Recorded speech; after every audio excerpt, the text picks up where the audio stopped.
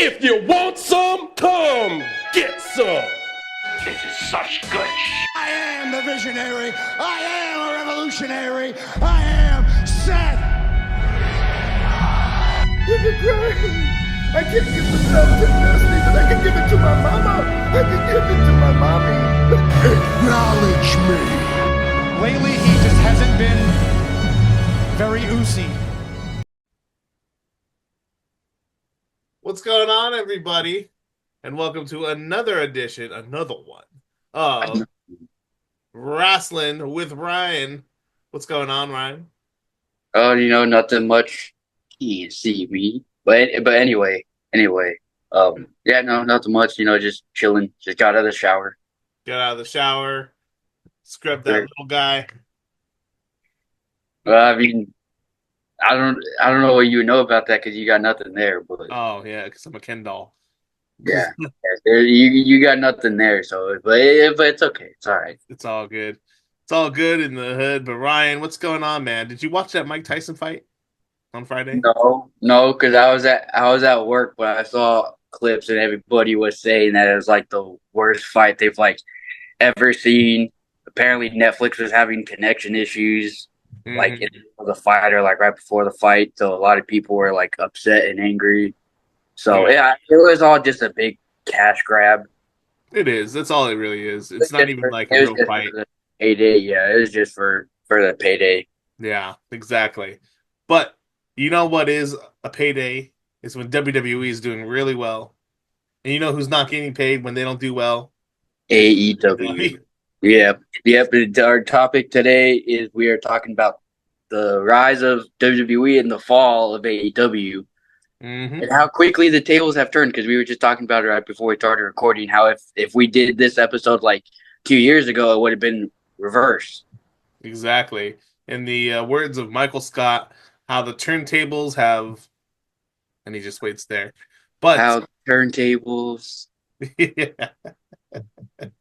Well, God, what a great show. We love The Office. I love Anyways. Anyways, so I mean, we can start into our topic now. I mean, look, we can trace it all the way back to the beginning of AEW, right? Yeah.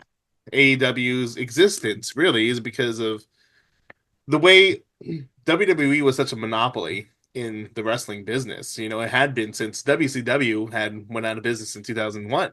And really since 1999-2000, because when WWE started winning the Monday Night Wars, they just took off, and really WCW wasn't a factor at that point. Yeah, and when you had secondary promotions, but it's even the secondary promotions just couldn't keep up to par with WWE. There was a brief time where TNA was on par with WWE. I remember watching TNA back in 2005, 2006, and I was in high school, and I just thought wow, what a cool concept this is. A wrestling company that has 6-sided ring, and they had the X division, and they had all these crazy type of ladder matches, and I'm like, wow, this is really, really cool and innovative. Yeah, and it was different from WWE. Yeah, WWE you had a lot of ex-WWE guys, but we also saw a lot of people who were never in the WWE too from the indies. Names like AJ Styles. Yep. But eventually TNA kind of fell into this pattern of they wanted to be like WWE, so it just felt like WWE light, and then TNA over the years fell off. So fast forward. That's not even a word. Fast forward. That's my dyslexia for you. Fast forward all these years. Now, fast forward. I'm in a giggly mood this morning.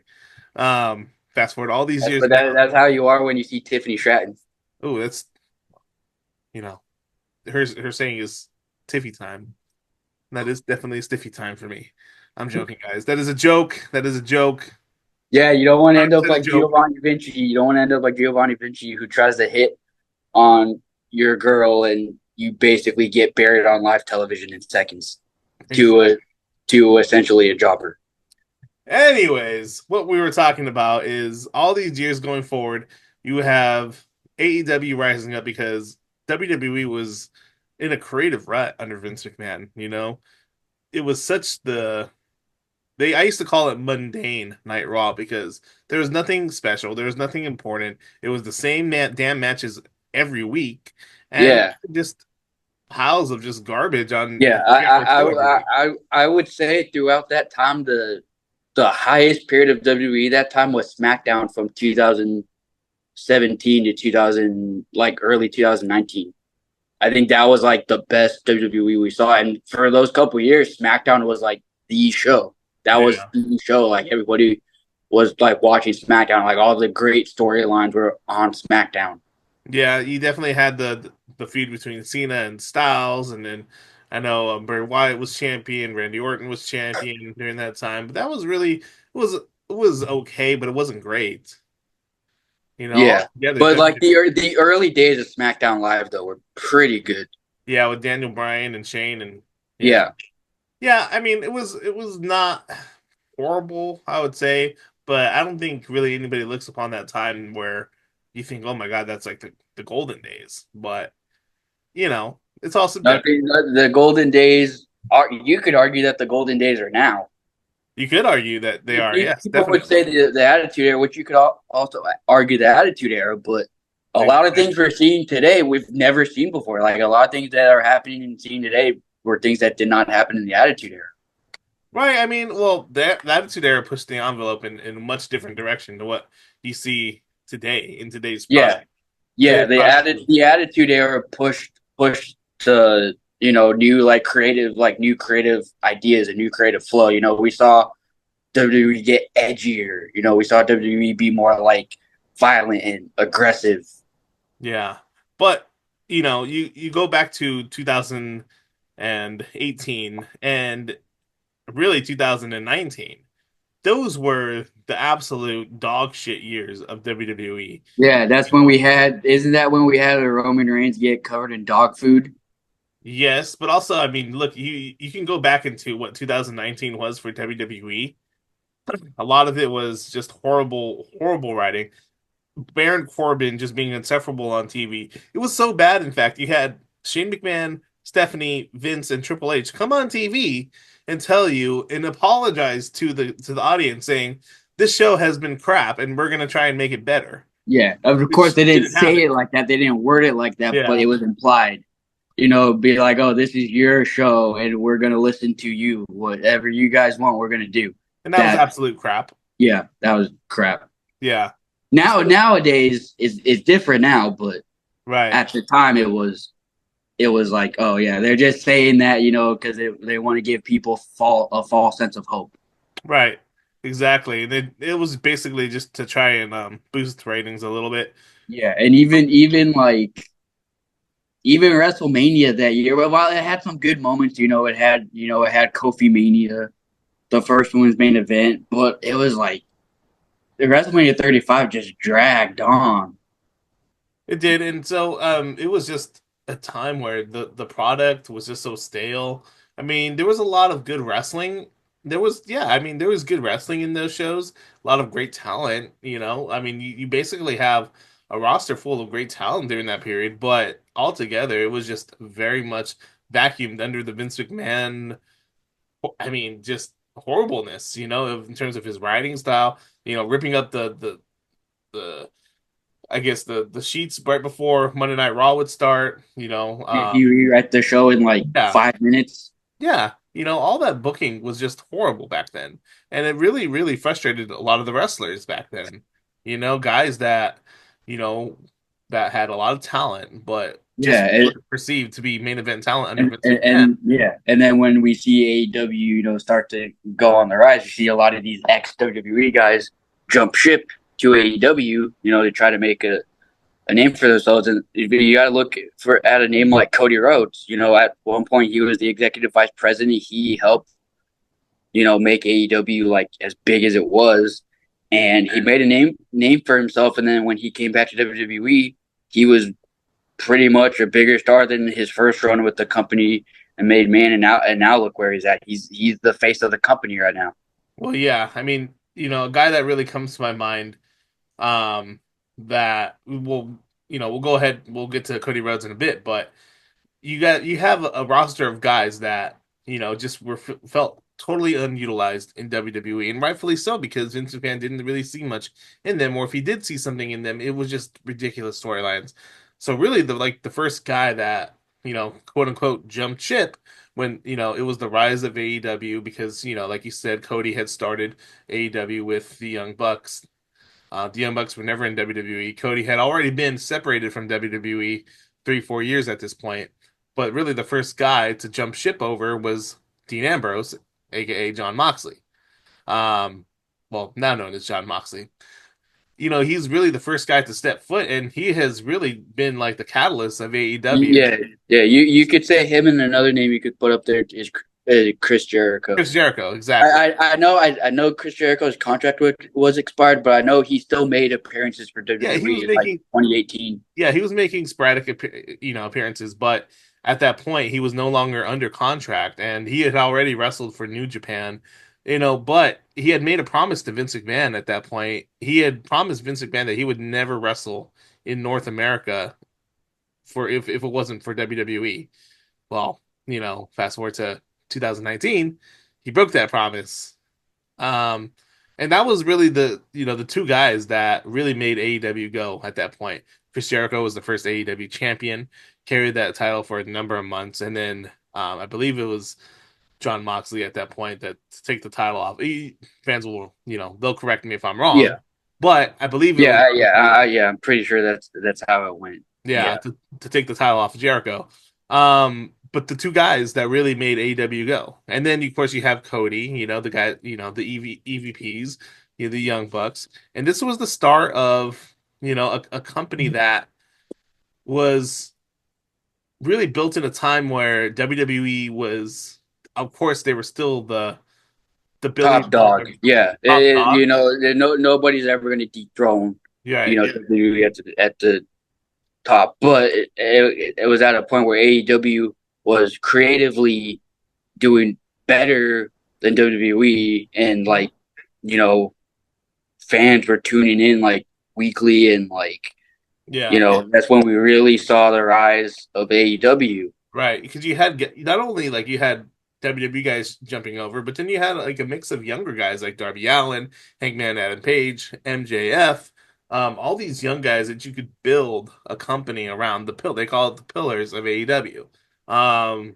You take those guys, and it was really oh my God, this is much more exciting than what we're getting on the WWE front. Yeah, it felt like the old school ECW for a little bit in terms of the entertainment factor and how popular it was, because I know when the old ECW was super popular at the time. Right. And then 2020 the pandemic hits. And so that was really a time where I was like, wow, will AEW even exist? Because AEW was only around for a few months. The pandemic hit, and I was thinking to myself, well, this could kill it. But they stuck around. They had their TNT deal, but they switched over to TBS. And that really kept them afloat. And in 2021, AEW's biggest acquisition, a guy that had been away from wrestling for 7 years. CM Punk, CM Punk, CM They Punk. built an entire show, Rampage, Yes. without even mentioning CM Punk's name, but the fan speculation, all the dirt sheets, the rumors. And the fact that it was in Chicago. It was in Chicago, and CM Punk, they called it the first dance. He came back in 2021, I believe it was May or June of that year. And that was really the start of AEW's boom. During that time, it was still the Vince McMahon era in WWE. Fans were just coming back into the arenas, but AEW had a lightning rod with CM Punk. They immediately put him into a feud with Darby Allin, and then after that, he started his feud with MJF, which was feud of the year. I mean, my God, those guys had back and forth promos like no other. Talk about CM Punk just having constant feud of the year, and then bangers, because look, he just came off feud of the year with Drew. We'll get there later, but yep, yeah, and then I believe MJF. Sorry, not MJF. CM Punk had a really good run his first year in AEW. I think it was you take all the matches he had with MJF, his promos. It was really solid, And then CM Punk had his second year in AEW, which And that's when the injury started to hit. injuries started to hit, and then there was a lot of like stuff that you started to see on television. Starting, I believe it started with Eddie Kingston telling CM Punk that we don't want you here. Go back, go back home because you're a disruptance in the locker room and you're a cancer and all that. And people are like, "Wait, what the fuck? Like that doesn't make any sense." And then CM Punk had his feud with Hangman Adam Page for the AEW World Title, and Adam Page went completely off script, talking about he wants to save AEW from CM Punk, and this was nothing that they had discussed that they're going to go into before. And that was like the start of CM Punk's, I don't want to say downfall in AEW, but it was the start of a lot of controversy in AEW. You know, and then you had This would all lead to yeah, the infamous brawl out. yep, infamous brawl out where, you know, CM Punk CM Punk had been injured. You know, he had won the AEW title several months back. We went to the show where you and I went to the show where he dove into the Injured crowd. Yeah, ankle, I think yeah. it was, or his He foot, shattered something his like that. ankle. Yeah, he shattered his ankle. Yeah, that was also the same night where MJF called Tony Khan a "you fucking mark." I want you to fire me, you fucking mark. That I think that got the loudest reaction of the entire night. Yeah, that was great. Outside of Punk's entrance. Exactly, that was great. But CM Punk had shattered his foot. He was out, and then he came back several months later. I believe it was during the summer.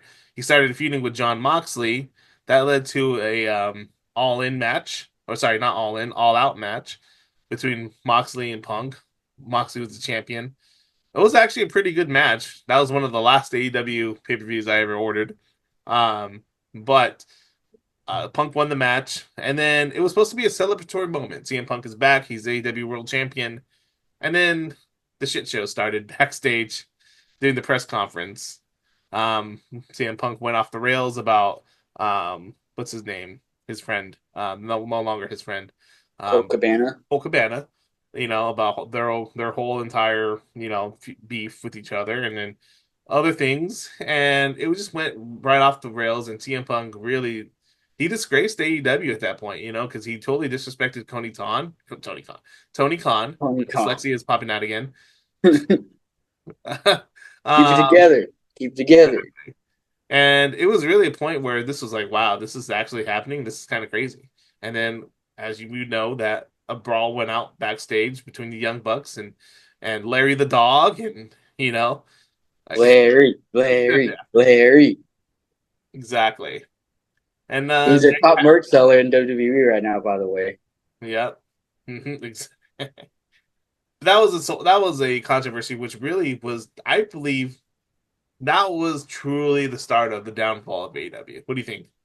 Yeah, I would agree. It all started, with Brawl Out. All these things came out. That's when we saw like the indefinite suspension of like the Young Bucks.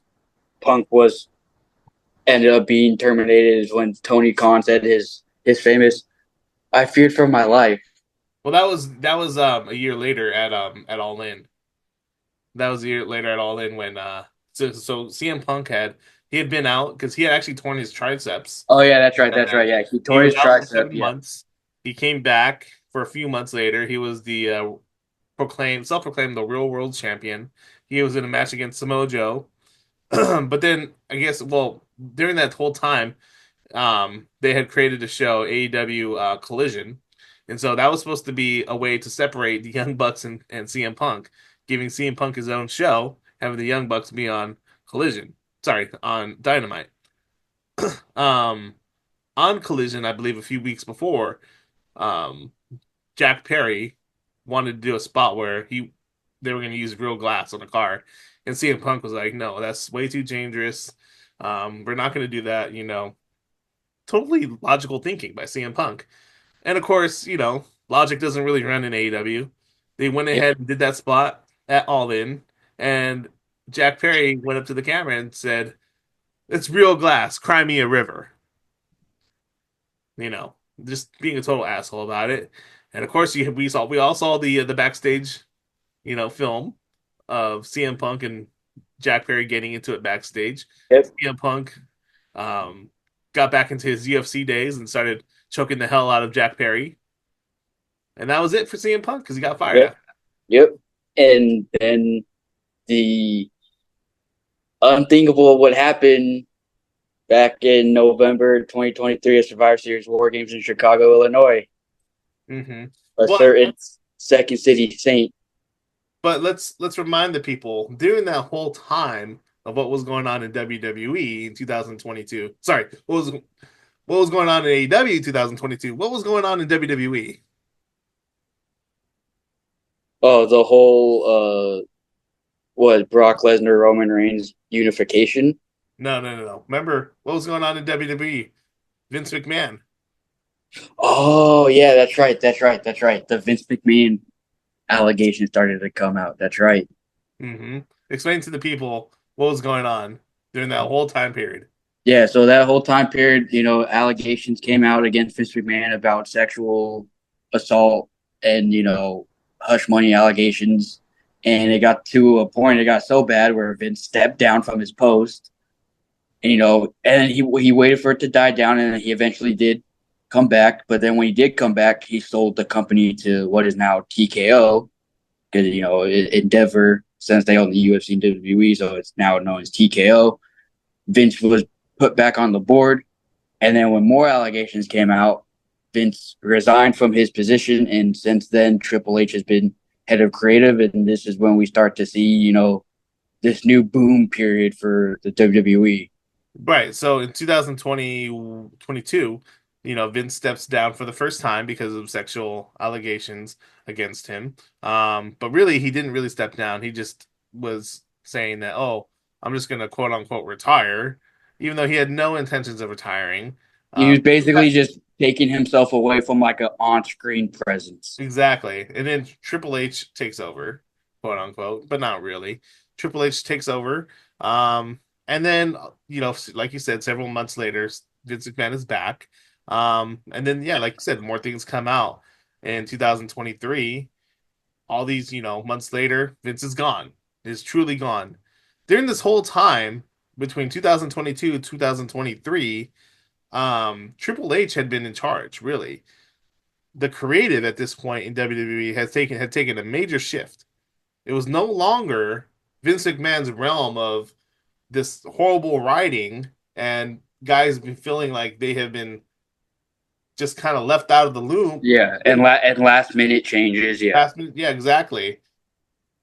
The whole reason of AEW's existence was because Vince McMahon had created this evil empire, which really nobody wanted to be a part of anymore. Take Vince McMahon out of it, now you have AEW, and they can't look at the big bad wolf and say, "Oh, well, look at what's on the other side over there. You don't want to be over there." Well, what's over there now is actually a pretty good product. And look what happened. We've seen Cody come back. We've seen Jade Cargill make the jump. Nobody really knows why Cody jumped truly from AEW. I think we can only speculate that it was differences. It was differences with him and Tony Khan. They had booked themselves into an angle where Cody could no longer challenge for the AEW title, but I really don't think that had much to do with that. I think it was just really like business differences between him and Tony Khan, and I think them two not being able to come to an agreement on a deal. Yeah. But I think at the end of the day, it really worked well in Cody's favor, because now look at him. He's the WWE champion. He's on arguably the best run of his entire wrestling career. Right. And so it really worked out. And not only like we said with CM Punk, left AEW, that's when we started to see like AEW falter. But even after Cody left, like AEW was still like good, but even we saw a little bit of a decrease in like quality and content of AEW like after Cody left. Mm-hmm. Not too much, but a little bit.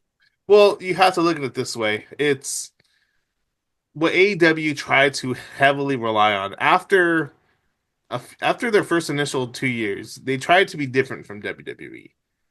After Triple H took over WWE, AEW tried to heavily rely on how much blood can we do every single match? How much violence can we do every single match? What kind of lame, stupid stuff can we do in order Yeah, to draw the they audience? pretty much took all the stuff that's like meant to be like meaningful and like a rare occurrence, and they turned it into like pretty much a weekly gimmick to a point where it's just like, okay, there's nothing new. Like John Moxley bleeding every match. It's like, oh, he's bleeding again. Yeah, Or exactly. and then them no selling the Canadian Destroyer. Like that's so stupid. Yeah, and so fans, after a while, just started saying like, this is the same old stuff that we're seeing every single week. And you went from AEW selling out, NBA arenas, every single week to them only getting 2,000 people in 10, 12,000 10, 12,000 seat arenas. Yeah, it's really crazy how much a lot has changed. Because even though I don't watch AW, I've seen clips or like people that are actually there, like taking pictures and posting on Twitter and Instagram. There's like nobody there. It's just like, and there's nobody on the hard cam. So you have all the wrestlers looking at the hard cam. It's like, oh, there's nobody there. Like I think of a funny moment like when Edge debuted in AEW and he looked over to the hard cam and he realized there's nobody on that side. So he had to quickly pivot and go to the other side. Yeah. And same with Ricochet. Ricochet looked at the hard cam side, realized there's nobody there, and he had to switch and look over to the other side. They call it all empty wrestling for a Yeah, reason. all empty wrestling, and it's really sad. It's weird because they always like sell out their pay per views, but they can't sell out their weekly shows. Now, look, we're not going to sit here and lie to ourselves because WWE went through the same thing back in the 2010s. You would look at shows from 2016, 17, and 18, a very much a down period in WWE. They did not have much success on the house shows. They did not have much success filling up Monday Night Raws or SmackDowns. They would fill up the pay-per-views, but they Yeah. would, Raws and SmackDowns were a Yeah, lot on the empty side. and look at them now. And you and I, we went to the house show at the Kia Forum, and everybody was there obviously for Punk. That's the main reason we were there. We were there for Exactly. CM Punk. But it was sold out, and you and I were surprised. Yeah. We're like, this is a house show, and they're sold out. Yeah. What do you think has been the biggest difference between WWE creative between Triple H and Vince McMahon? I think Triple H allows for more creative freedom amongst the wrestlers because from what I've heard, it's like there's not really any scripts anymore. It's more just like bullet points and for example, the segment we had with Seth Rollins, Drew McIntyre, and CM Punk like a while back. From what I heard, all of that was like on the fly. It was all like pretty much on the spot, improvised. They just had bullet points, and I thought it was really good. And another thing is Triple H has been really good with his long-term storytelling, and he's also really good at like Easter eggs. Because it's like Yeah. like That's the whole thing we saw with very like with the White Six with like there's QR codes or like seeing like Abby the Witch and like the dolls is like it's like oh, it's like a hunt now. It's like he leaves little clues, which I think is interesting, and I think another thing is Triple H also like cares about like the talent and we see him actually giving talent like time off during the holidays, which is something they never had before. Exactly. And so I feel like everyone's like, oh, you got to stop with the pre-taped shows. It's like I disagree. It's like no, it's good because then with Thanksgiving coming up, it's like doing the pre-taping so these wrestlers can actually be at home with their families for Thanksgiving. WWE used to pre-tape all the time back in the 90s and the 2000s. This is nothing new with WWE. They've done it for years. So that really doesn't bother me. I would say the biggest thing now in AEW is I think that Tony Khan made a huge mistake relying on guys like the Young Bucks and the EVPs, Jericho, CM Punk even included. He put a lot of stock into them to make business decisions when at the end of the day he should have separated them between wrestlers and employees. They shouldn't have crossed together. I think it's a huge liability there, because when you're talking about booking and creative, you're not going to try and have these guys that are businessmen and employees and the guys that are running the company also booking themselves Yeah, given spots. because we don't see that in WWE. You know, they actually have a board of directors. You know, they have the chair, which is Nick Khan. They have the creative executive officer, Triple H. They have all these positions, and you look how well it is. Yeah, sure. Some wrestlers get like creative freedom where they have more of a say in like their storylines and stuff, but it's not like, oh, everyone has a say. No, it's like it's a select few have more of a say in like their stories and like how it goes. Like for example, like John Cena, The Rock, Stone Cold. Mm-hmm. You know, there are a few guys that are like they're allowed to like have a say in like their stories, and they're But allowed. They're not running the business. Yeah, they just have more of a say. They just help in Right, that's the every creative company. direction of their Right, and ongoing story. that's been wrestling in its total existence. Honestly, like I am a fan of AEW. I do want to see them do well, and I'm glad that they did get their partnership with Turner and Warner Brothers and all that, because you want to see wrestling on a different network. You want to see Yeah, competition. Competition makes wrestling. yeah. But and another thing too, I want to bring up is we've seen recently WWE and TNA have been partnering up, and like we've seen TNA superstars on WWE programming, or specifically NXT, and then we've seen NXT guys specifically on TNA. Like for example, Joe Hendry, he came over to NXT. He has the most viewed video on WWE socials, and it's like this guy isn't even a WWE guy Well, yet. I mean, AEW has their partnership with New Japan as well, so there's a lot of different crossover in a sense, and I think a lot of that is helpful for both AEW and WWE with having different partnerships. They can obviously utilize each other in crossing over talent. We only have 3 minutes left of this podcast, but to wrap things up, I think the downfall in AEW has been not just one thing, but it's been a combination of bad booking, no storytelling, relying on guys to be EVP business partners when they shouldn't have been. And I think WWE side has been, a lot of luck with Vince McMahon leaving, now Triple H utilizing his talent. And, we forgot to mention like the sale of WWE to TKO, that's just bringing a whole other light into WWE, and WWE is hot right now. Yeah, like they've never been hotter before. Like they're constantly selling out weekly shows. It coming off a great WrestleMania, probably arguably one of the best WrestleManias ever. Mm-hmm. Exactly.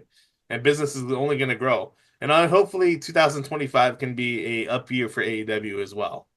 Yeah, but all we know is in 2025, the last time is now. So we know WWE is going to sell well simply because of the fact they can advertise all these premium live events and shows as John Cena's last, and that itself will make money. That shows you the drawing power of. I'm making a prediction right now. CM Punk is going to be John Cena's last opponent. Randy Orton. We'll see. Well, you guys let us know who you think John Cena's last opponent should be. All right. CM Punk, Randy Orton, or anybody else you feel. My money's on Randy Orton. All right, guys. Thank you for listening to our rant about AEW and WWE. Of course, check out Lace Them Up, sports media, and all the social medias, guys. All right. Until next time, this is Rasslin with Ryan. Yep. Catch y'all later. See ya. Can't see me.